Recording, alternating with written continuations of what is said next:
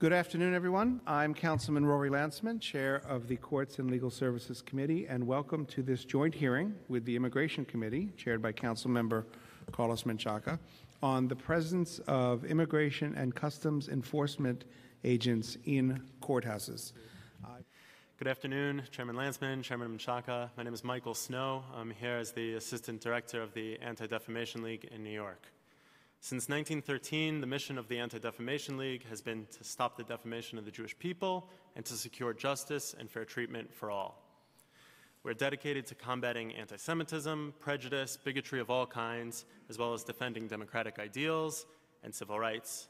ADL has also historically fought for just and humane immigration policies.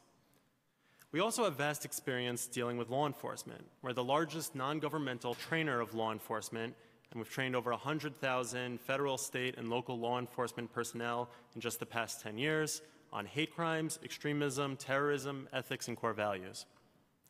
This puts us in a unique place to address the relationship between law enforcement and the community, and it's also why we're here today to express our deep concern about ICE enforcement in New York City courts, stemming from the current administration's aggressive deportation policy, which has led to this escalation.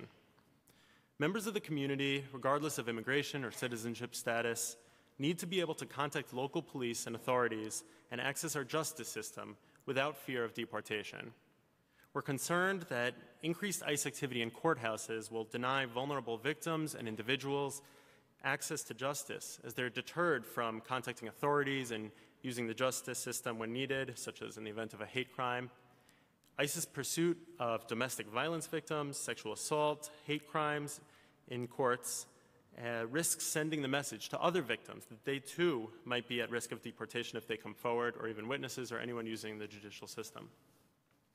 Crime increases when members of the community are afraid to turn to police and the justice system for protection, and perpetrators feel emboldened and unafraid of consequences.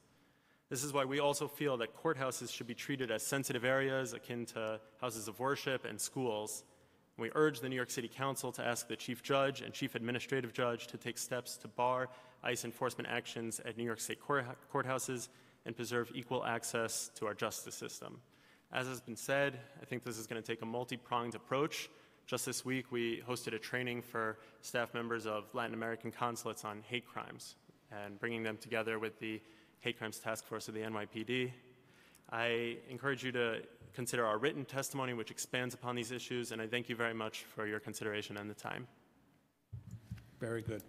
Are you aware of other jurisdictions that are maybe being more aggressive in limiting ICE's access to the courts? Any models out there, or any jurisdictions that in some way, shape, or form are doing something that we could bring into New York? Would you like to make It's a good question. I can say that as the local or the New York chapter of a national organization, we're also in touch with colleagues who can share with us what they're seeing in their parts of the country. And in our With that, our hearing is concluded.